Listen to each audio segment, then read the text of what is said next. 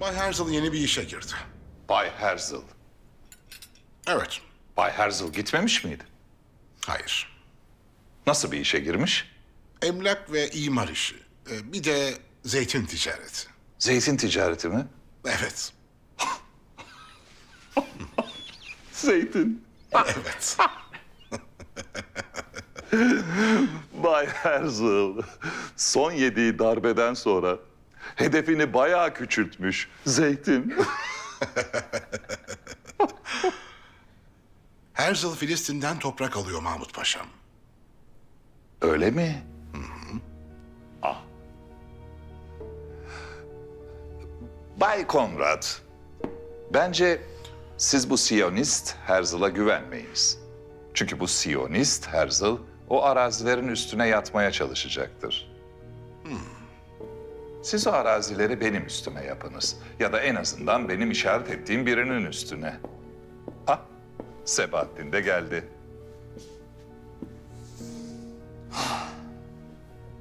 150 kilometrelik yol Akabe hattı olacak. Akabe mi? Akabe de nedir? Nereden çıktı bu akabe? Bu akabenin manası nedir? Ben anladım. Kızıl Sultan Akabe hattı üzerinden başımıza çorabı sessizce örmeye çalışıyor. O hat yapılırsa istediği zaman Süveyş kanalını İngilizlere kapatıp Hint coğrafyasıyla bağını kesecek. Bu Abdülhamit. Bu bağlantıları nereden kuruyor? Ya Rabbi biz nasıl baş edeceğiz bu adamla bilmiyorum ki. Genç adam, çok büyük bir hizmette bulundunuz. Bunu unutmayacağız. Paşam, ihaleden bu Akabe meselesini bahane edip hemen çekileceğiz. Almanların da çekilmesini sağlayacağız. Bay Konrad, Almanlar böyle büyük bir işten hatır gönül için çekilmezler. Bizimle sömürge anlaşmaları var. Çekilmek zorundalar. Akabe hattı İngiltere'ye kazılan bir mezardır. Bay Konrad, bence bu işi usulünce halletmeliyiz. Çünkü siz böyle ortalığı ayağa kaldırırsanız Abdülhamit bu bilgi nasıl sızdı diye işin peşine düşecektir. İşin peşine düşerse de Abdülkadir, ben ve pederim yakayı kurtaramayız. Abdülhamit benim boğazıma çökerse de ben akabe makabe tanımam. Önüme geleni yakarım. Fakat bu konuda sessiz kalmamız imkansız Mahmut Paşa. Akabe meselesini ifşa etmeliyiz.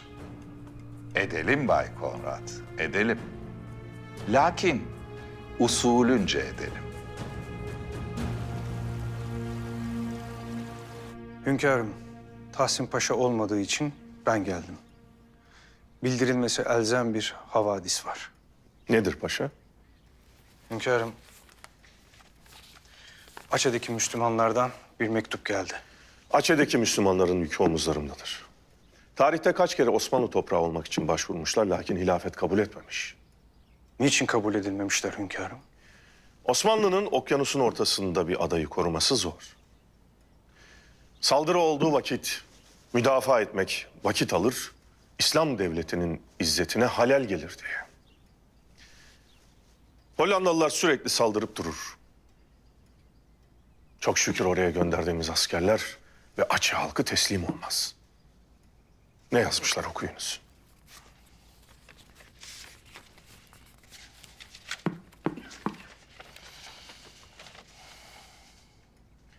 Şevketli, kudretli İslam halifesi Sultan Abdülhamit Han Hazretleri. Biz Açı halkı Osmanlı'yı mazlumların sığınacağı son liman, Halife Abdülhamit Han'ı da bir baba olarak bildik. Şimdi memleketimizi işgal eden Hollandalı kafirin son yaptıkları artık dayanılmaz raddeye gelmiştir. Hollanda nam kafiri hacca gitmemize müsaade etmemektedir. Bu şikayetimizi önce Allah'ımıza, sonra halifemize bildirir, medet dileriz.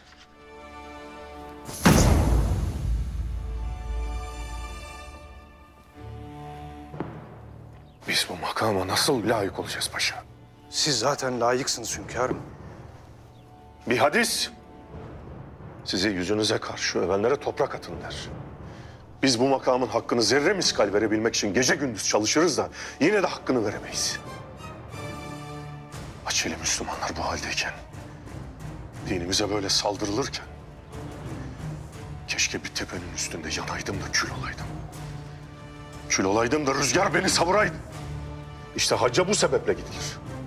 Onlar da bilir ki hacda Müslümanlar bir araya gelir. Bağlarını kuvvetlendirirler. Birbirlerinden haberdar olurlar, birlik olurlar. İşte Hollandalılar bu sebeple Açililerin hacca gitmesini istemezler.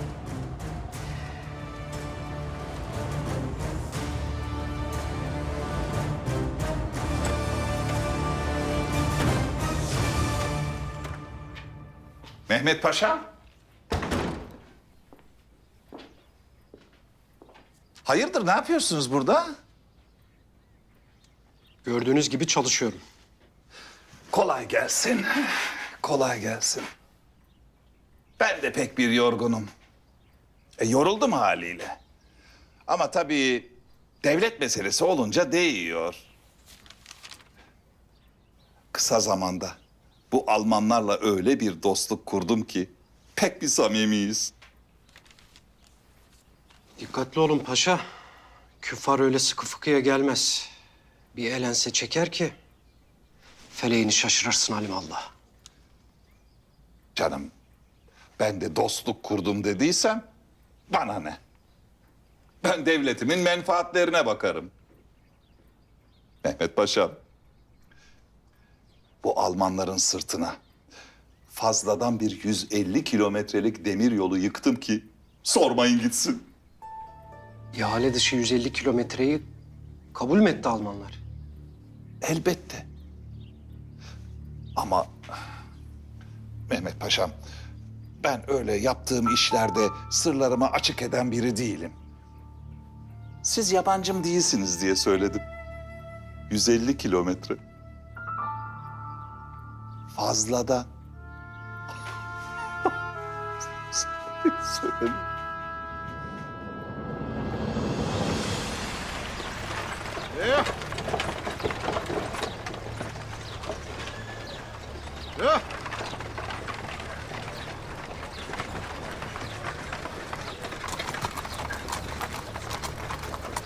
Demek ki tekkeye gitmiyorlar.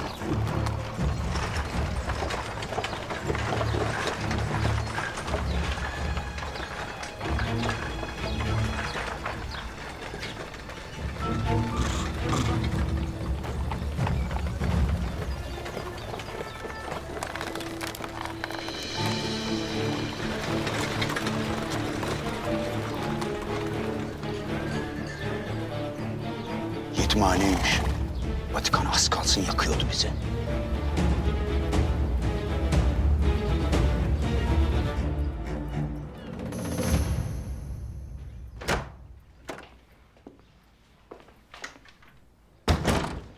Hoş geldiniz. Hoş bulduk. Buyurun. Evet. Nasıl gidiyor? Her şey tamam.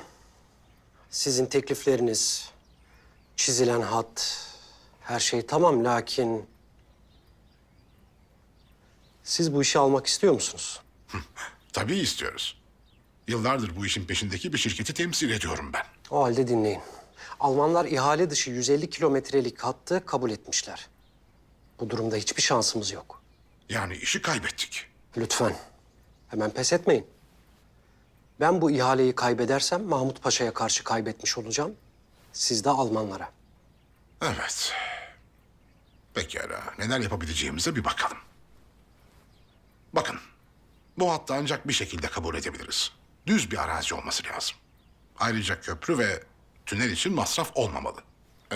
Mesela şu mıntıka. Akabe. Evet. Hem düz bir arazi hem de Osmanlı'nın işine yarayacak bir bölge. Bunu kabul edebiliriz. Tamamdır bu iş. Siz teklifimizi hünkârımıza takdim edersiniz. Tabii. Müsaadenizle ben de hünkârımıza sizi ikna ettiğimi bildireyim. Dostumuz olan bir paşanın sultanın gözünde itibar kazanmasını isteriz tabii.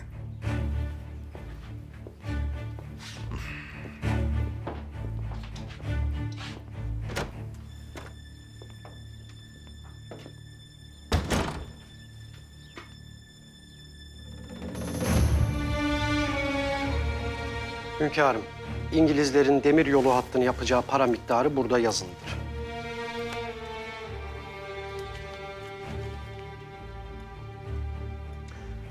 Almanlar tekliflerini sunsun, ona göre karar vereceğiz. Hünkârım, bir de Bağdat'a kadar uzanacak olan hattın belirli mevkilerine İngilizler bazı oteller yapmak isterler. Bunların işletmesi kendilerinde olursa tüccarların uzun yolculuklardan sonra konaklaması için iyi olur kanısındayız. Âlâ. Âlâ. Son olarak hünkârım müsaadenizle Lord Conrad'a huzurunuzda kabul ettirelim, her şey bitsin. Lord Conrad, ihalemiz haricinde bir de Mağan'dan Akabe'ye bir hat yapalım diyoruz. Bu hattın yapımını sizler üstlenecek ve devletimize teslim edeceksiniz. Hünkârım, affınıza sığınıyorum. Ama İngiltere Devleti'nin siyasi bir oyuna çekilmek istenildiğini görüyorum. Eğer Süveyş kanalının kontrolünü kaybedeceğimiz böyle bir hattan haberdar olsaydık, ne buraya gelirdik ne de Almanların gelmesine müsaade ederdik. İzninizle majesteleri. Bu hattı Londra'ya bildirmem gerekir. İzninizle.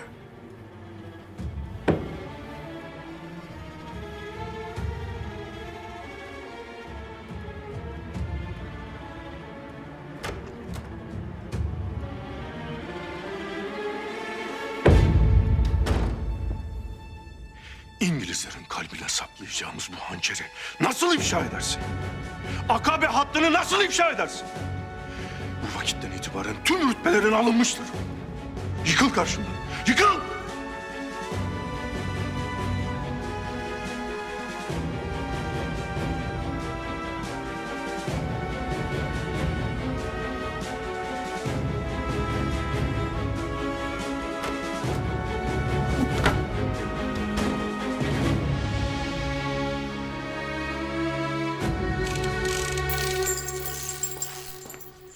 Bay Zaharov, bir ara hatırlatın. Elinizi öpeceğim. Hayatımı kurtardınız.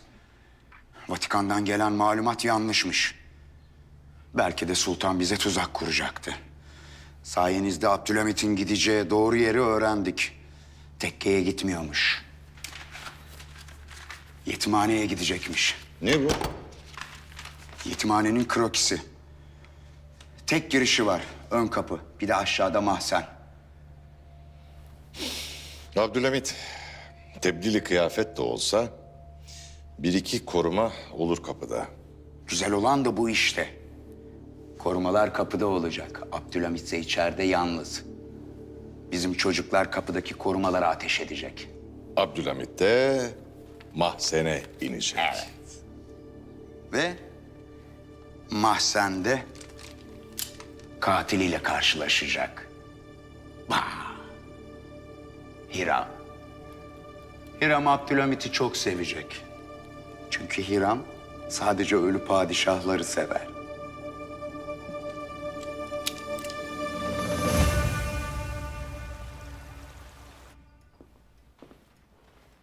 Hünkârım. Hünkârım.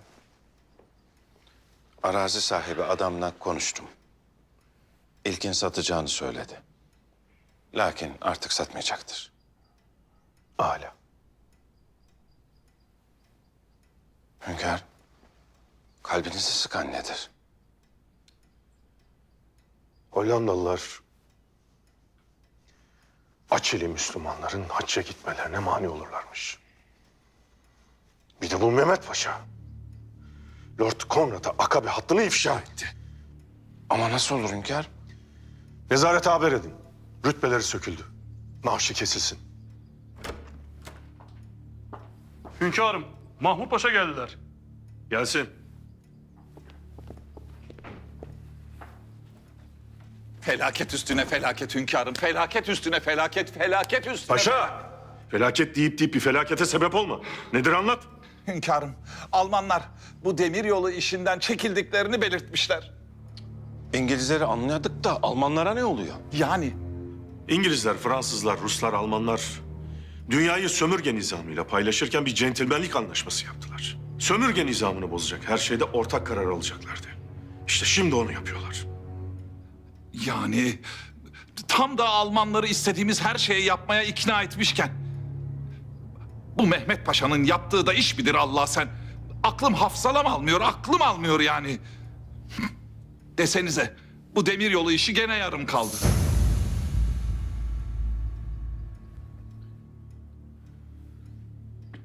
Paşa, bu Acem meselesiyle alakalı malumatları alınız. Emredersiniz hünkârım. Siz de meraklanmayın paşa. Yani işte. Bu meselenin bir hal çaresi bulunur. İnşallah. Allah ömürler versin, Allah ömürler versin, Allah ömürler versin.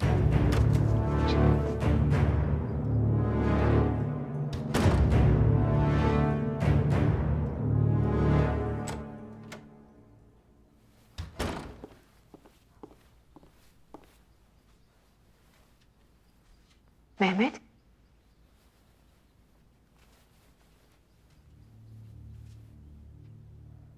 Ne oldu kardeşim? Neyin var? Sorma abla, sorma.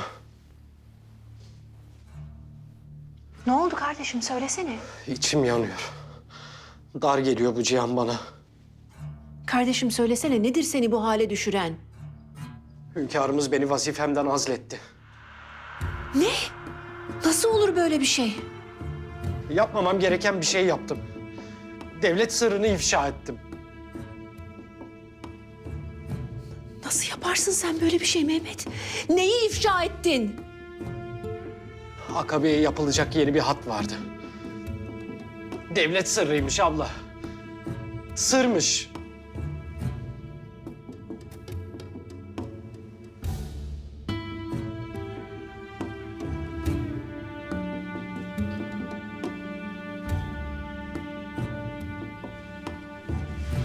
Hünkârım, Hollandalılar Açeli Müslümanların sadece hacca gitmesine engel olmuyorlarmış. Derlermiş ki bayrağınızdaki hilali de kaldırın.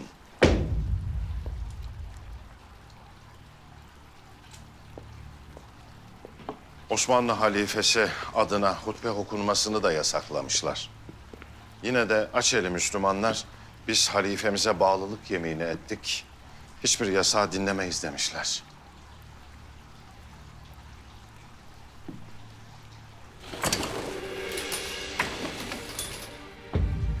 Koskoca okyanusun ortasında Allah'a ve peygambere iman etmiş, bize biat etmiş bir millet. Gücümüz yettiğince onların yanında olmalıyız. Lakin anlaşılan yetmiyor. Hünkârım, şimdilik en büyük meseleleri hacca gidememek. İşte mesele bu. Gidebilmek, vasıl olmak. Biz demir yolunu bu sebeple önemseriz paşa. İstanbul'dan Hicaz'a bir demir yolu. Oradan Bağdat'a, oradan Hindistan'a bağlanacak. Oradan da gemiyle Acı Adası'na. Maalesef hünkârım. Şimdi haç yoluna çıkan Açeliler konusunda elimiz kolumuz bağlı. İçim acıyor hünkârım, içim acıyor. Hem İngilizler ve Almanlar demiryolu işinden çekileceklerini söylemişler. Ne kadar çabalarsak çabalayalım, bir türlü olmuyor hünkârım. Paşa, paşa. Ümitsizliği kov. Hayal et. Hayal ettiğin müddetçe varsın. Hayal et paşa. Açeli, Hintli, Afrikalı, Özbek, Kırgız, Boşnak, Arnavut, Türk, Kürt, Kabe'nin etrafında tavaf ederken birbirlerine şöyle fısıldıyorlar. Kardeşim, kardeşim bir olalım. Her türlü kavga, her türlü harp, her türlü kirli oyunla kendi özüne, kendi kalbine, kendi imanına dönmekten alıkonulan İslam'ın çocuklarıyız biz. Ne vakit birbirimizi tam manasıyla anlayıp, ne vakit birbirimize sarılıp düşmekte olan İslam sancağını kaldıracağız diyecekler. İnşallah hünkârım, inşallah. Lakin daha Aşeri kardeşlerimizi Mekke'ye getiremiyoruz. Getireceğiz paşa, getireceğiz. O nedir hünkârım? Avrupa hanedanlığını yıkacak belge. Paşa, İngiliz, Alman, Dan, İsveç, Hollanda, Rus, İspanyol yönetimleri ayrı olsa da Hepsi aynı hanedan üyesidir. Aynı aileden gelir. Demokrasi olduğu söylenen İngiltere'de bile seçilmiş lordların hepsi aynı soydandır. İsim değişir, soy değişmez. Tüm Avrupa kıtası böyle idare edilir. Paşa, Hollanda kraliyet ailesinin kayıp halkasının delili burada. Anlamadım hünkâr. Paşa, bir vakit Hollanda'yı Napolyon'un çocukları idare etti. Sonra 6. Wilhelm namında biri ortaya çıkıp eski hanedanın torunu olarak kraliyetin başına geçti. Lakin 6. Wilhelm yetimhaneden alınmış bir çocuktur. Bu da delili. Hünkârım, bu malumat Avrupa'daki bütün kraliyet ailelerini karıştırır. En çok da sömürge konusunda Hollandalılarla işbirliği yapan İngilizler. Bana Hollanda sefirini çağırınız. Emredersiniz hünkârım.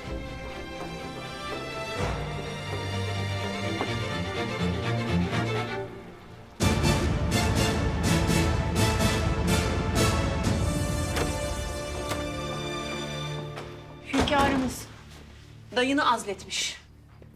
Neden? Ne olmuş? Dayın bir devlet sırrını ifşa etmiş. Siz ne diyorsunuz validem? Hangi sırrı ifşa etmiş? Akabe. Senin alıp Sabahattin'e götürdüğün sır. Ve bu sırrı benim saf kardeşim Mehmet'e söyletmişler. Bu oyun çok büyük Abdülkadir. Eğer o sırrı kendileri söyleselerdi, çıkardın hünkârın karşısına kendileri söylediler derdin. Ama bak şimdi elimiz bomboş, hiçbir şey yok. Şimdilik susuyorum validem. Lakin Mahmut Paşa'nın işini bitirmek için çok büyük bir cephe açtık. Ben artık onların sığınacakları güven limanıyım. Ummadıkları bir anda tufanlar olacağım.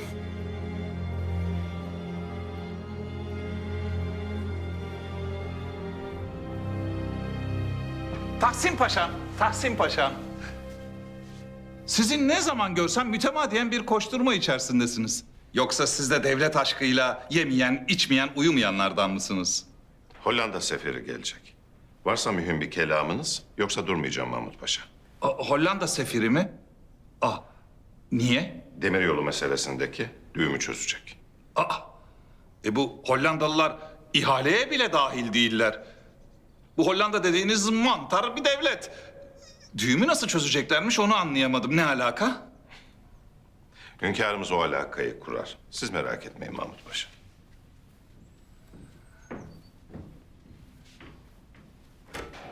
Sarayda herkes bir koşturmaca içinde.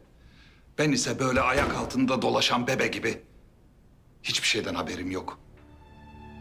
Yaşlanıyor muyum nedir?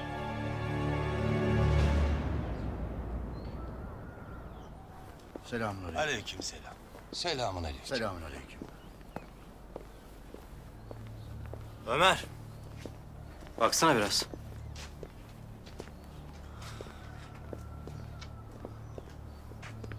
Hatırlar mısın? Seninle vakti zamanında Tandırcı Şevki'nin bostanına girmiştik hani. Orada karşımıza boy boy veletler çıkmıştı da içlerinden biri sana şöyle bir yumruk indirmişti.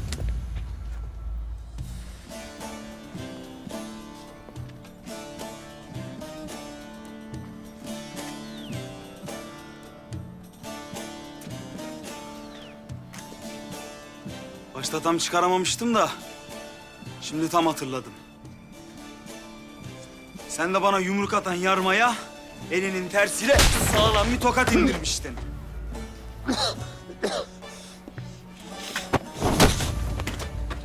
Zeynep'i yok yere ne diye bekletesin Ömer? Niye söz verirsin de sözünde durmasın ha? Ben kimseye söz vermedim Yusuf. Zeynep öyle demiyor ama. Hüngür hüngür ağlıyor.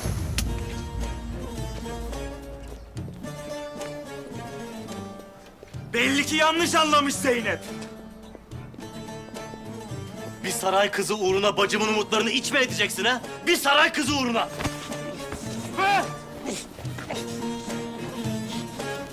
Ömer Efendi! Kurşunun yorulup düşeceği yer belliymiş. Hadi gidiyoruz.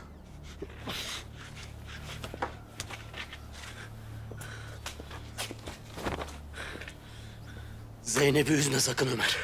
Zeynep'i üzme.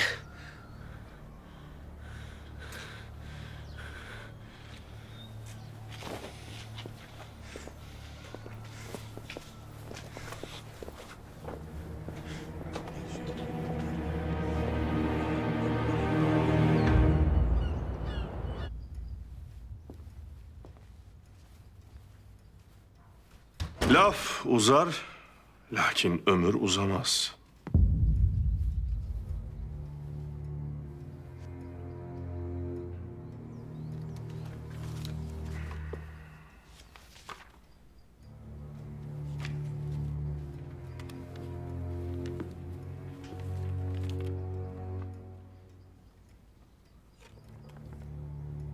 Ama bu benim de bağlı olduğum Hollanda kraliyet ailesi yetim bir çocuğun soyu mu yani? Düşünün. Sizin bile telaşa kapılmanıza sebep olan bu vesika ne tesirler doğurur. Olacak şey değil. Olacak şey değil.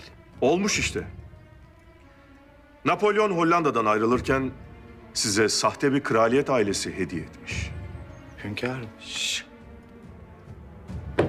Şimdi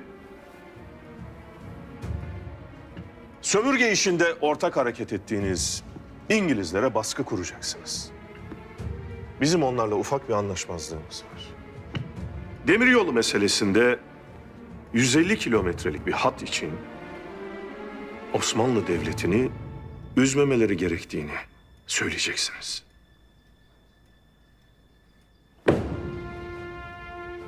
Açeli Müslümanları hacca göndermezmişsiniz. Camiye sokmazmışsınız. Ben İslam halifesi Sultan Abdülmecid Han oğlu Sultan Abdülhamit Han. Benim hilafet makamım Müslümana hizmettir. Boynumun borcudur. Boynumu keserim, hizmetten geri durmam. Aceh'de bir şirket kuracaksınız. Gemilerle çok cüzi bir fiyat karşılığında Acehli Müslümanları Mekke'ye taşıyacaksınız. Anlaşıldı mı? Her söylediğiniz kelime anlaşıldı hünkârım.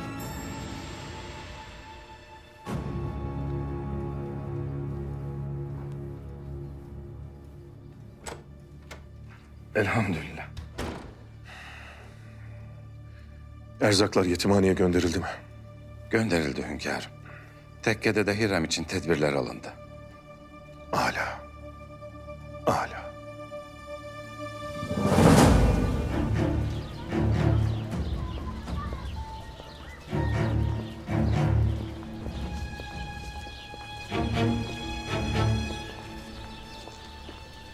Siz kapının önündeki askerlere hücum edeceksiniz. Sessizce yaklaşın. Silahları varsa basın kafalarına kurşunu. Ben silah sesini duyunca anlayacağım ki jurnal doğru. Direkt mahzene ineceğim. Abdülhamit ön kapıdan çıkmaz. Biraz korkaktır kendisi. Ama siz yine de tetikte olun. Tamam mı? Hadi bakalım.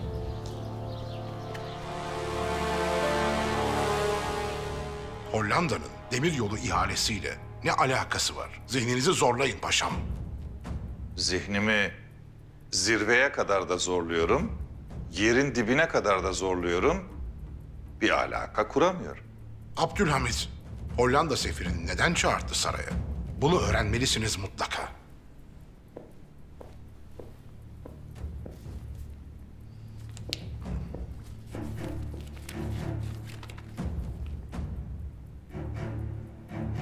Hiçbir şey öğrenmenize lüzum kalmadı. İngiltere demiryolu ihalesini Akabe hattı ile birlikte kabul etmemizi istiyor. İngiltere demiryolu ihalesini durdurma çabasından vazgeçtiyse Almanya'da yeniden ihaleye ortak olacaktır. Evet, Almanya'da sahada. Bu Abdülhamit ne yaptı şimdi? Hiçbir şey anlamadım. Muhtemelen bir açıklarını yakaladı. Hollanda ve İngiltere'yi kafa kafaya vurdu.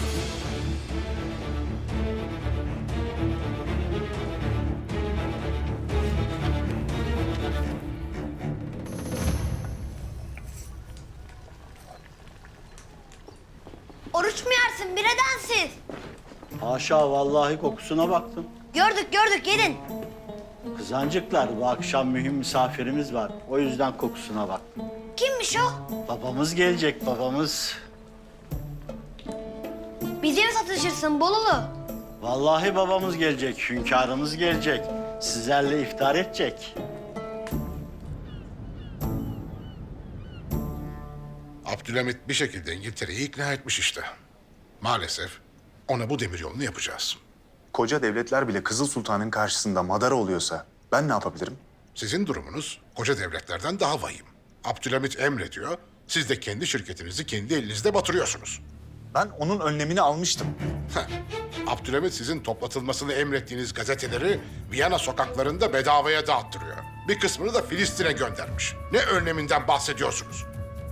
İntikamım çok şiddetli olacak. Ayrıca son sürprizi Filistin'de yabancılara toprak satışını yasaklamış. Ne? Bu adam kendini ne zannediyor? Osmanlı Sultanı.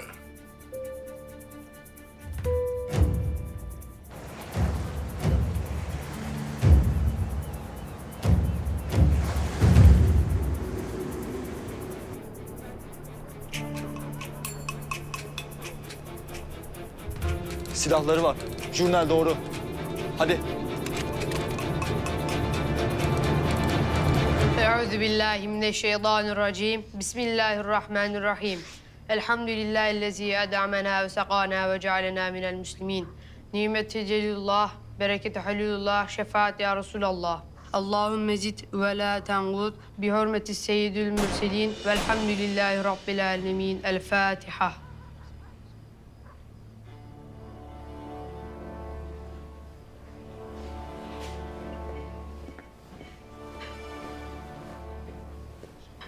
Hünkârım, dışarıda asayiş bozuk. Aşağıda bir mahzen var.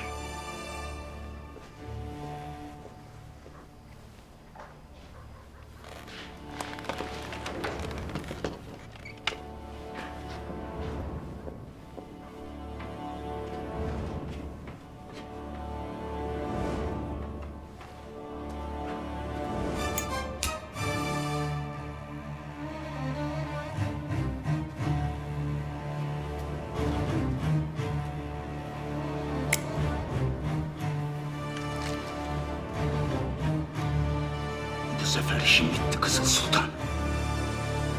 Buradayım Hiram.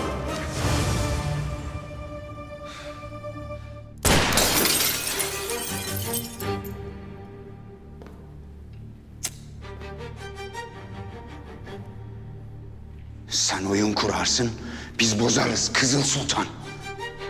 Siz kimsiniz?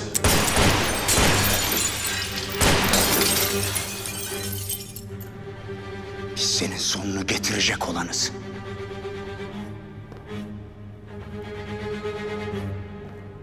Eli silahlı sahte bir papaz mı bizim oyunumuzu bozacak?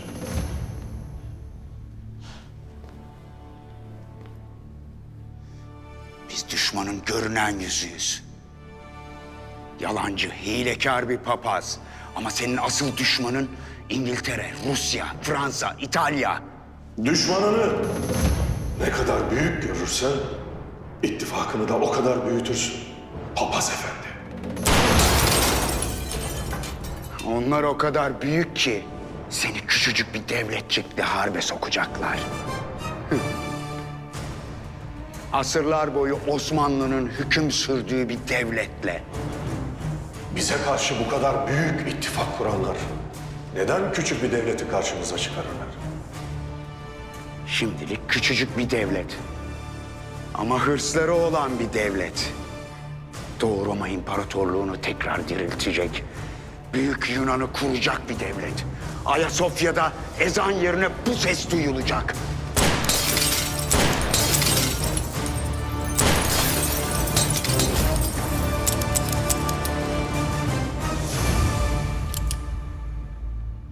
Yunanlıların duyacağı harp meydanındaki Allah Allah sesleridir.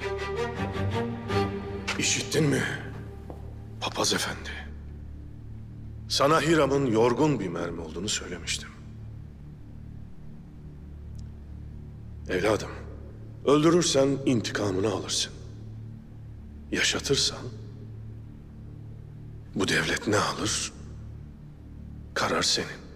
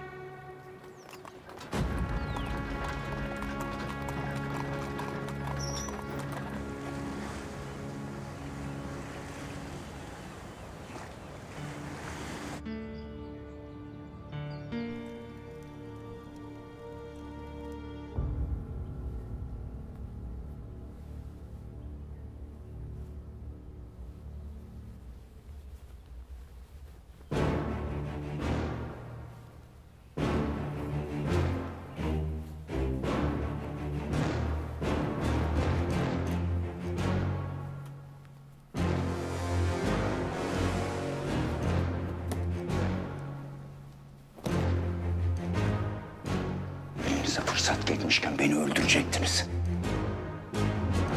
Hünkârım. Hiram'ı vuramadım.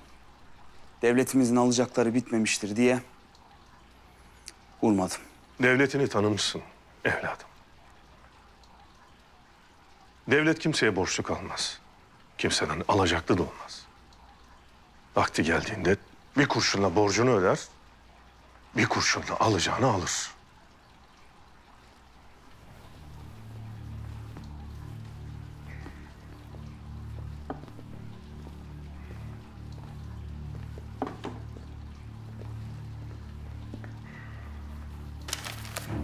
Bize harp ilan edecekler. Kim? Öğrenebildik mi hünkâr?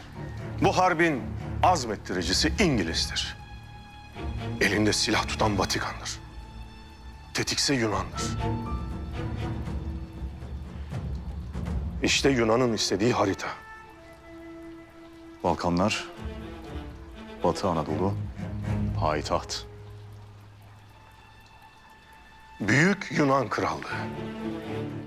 Lakin bilmezler ki bizden istedikleri topraklar onların mezarını anca dolduracak. Hünkârım, Yunanlıların ne harp kabiliyeti vardır ne de karşımıza çıkacak güçleri. Yalnız değiller paşa. Yunan kralı George, Danimarka kralının oğludur.